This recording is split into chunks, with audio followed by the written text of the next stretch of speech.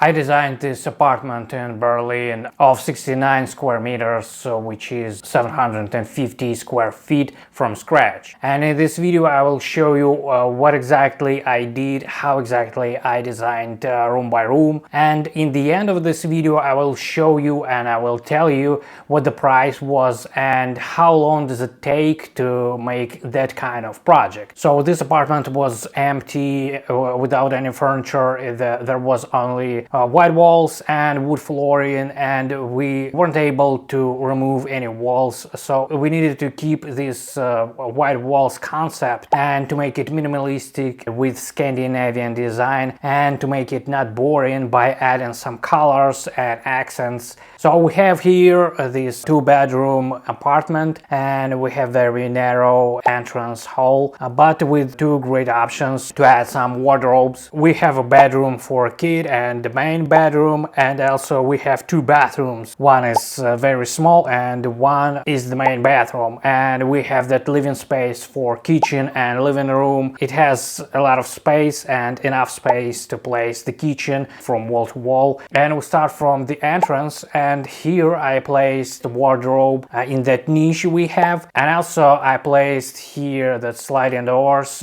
which is our mirrors. You know, you have mirrors also in the entrance. I placed open shelves in that wardrobe behind the sliding doors, where you can store all the stuff you need.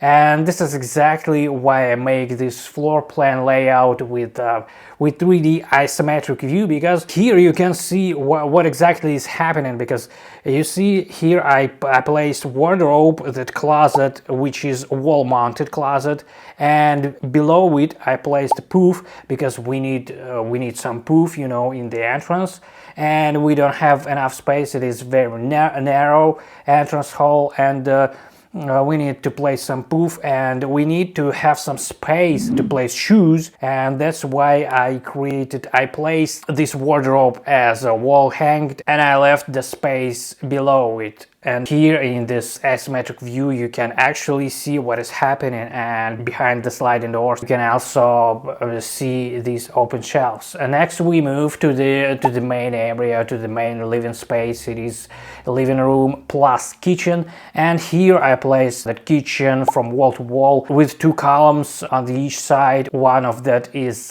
built-in fridge, you know, in tall cabinet, and the other is tall cabinet with a microwave and oven. And we have here sink, we have with tap, of course, we have a dishwasher, and we have a cooktop with integrated ventilation, which is very fascinating solution, you know. And here with the upper cabinets, it is not necessary, but it is very effective solution, and the clients wanted it, and it is okay for me. And also we have that kitchen island, and you can use that kitchen island not only as a dining table but also for additional storage, because we have here a 2 meters kitchen island, and we have 4 sections for any storage. And you can use also this kitchen island not only as a dining table but also to help you to cook, because you can use it as a working space. So it is like a perfect combination, you know, of dining table and kitchen. And also we have very decent sofa, very deep and very big, and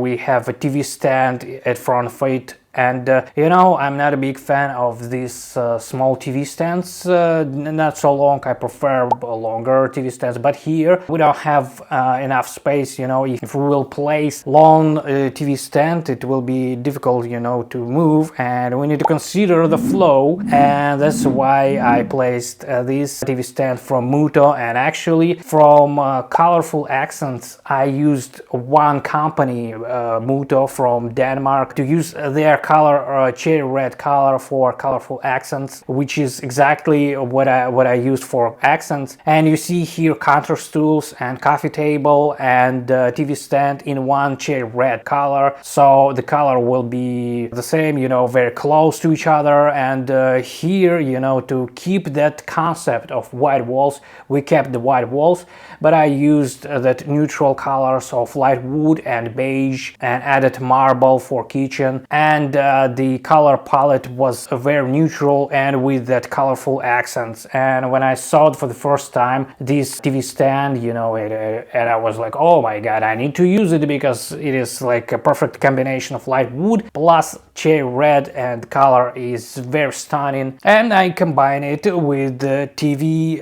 from Samsung TV, the frame, and it actually a very cool TV because it has that wooden frame, and we have light wood in the wooden frame of the TV and also light wood in the TV stand combined with cherry red. Also, I added this LED light above the TV, so you can create that vibe, you know, evening vibe for movies and something like that. So you need to consider always how you can deal with the light and what light scenarios you want and you can make. And also, instead of classic baseboards from MDF or something like that, I used that aluminum profile from the company Minilaiste. I guess this is the correct pronunciation of that company. This is very minimalistic, and you know, because a baseboard, why you need a baseboard? Because you want to close the gap between the flooring and the wall, and this minimalistic aluminum profile actually does the work. It has the width of 10 millimeters, and it is pretty enough to cover that gap. Also, it helps us to combine it with frameless doors. It is the only thing we changed in that initial apartment. We changed the classic doors to the frameless doors. The next is the main bedroom, and here was the task to make some workspace, but workspace, not the ultimate workspace. We need some place to work for a while from home, you know, it is not for remote work, but to work for a while. And here I created this combination, you know, and also we have that column which we cannot remove, but we can cover it with the panel of the wardrobe and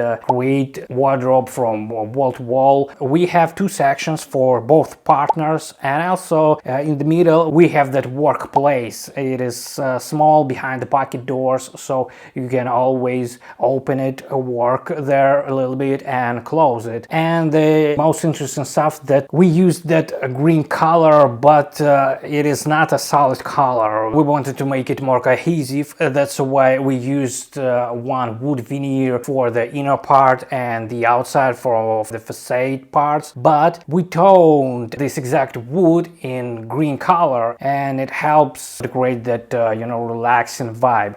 And also we placed a very low profile bed in Japanese style, and this low profile creates additional breathing space above the bed. Even though we have that bedroom which is not so big, we have that breathing space, and we need to create that breathing space to make it feel bigger. Next to the bed we placed that very low profile bedside tables, so it helped us to create more breathing space. The next one is kid bedroom, and here I used a lot of IKEA furniture because for kids it is like, you know, after a few years they wanted to change something and not to spend a lot and to go on budget. You can use IKEA furniture, and for kids IKEA has a lot of furniture that fits perfectly. Here, for example, I used best TV stand, IKEA's Alex desk, the bed also from IKEA. We used only custom wardrobes because we needed to create this section in one wardrobe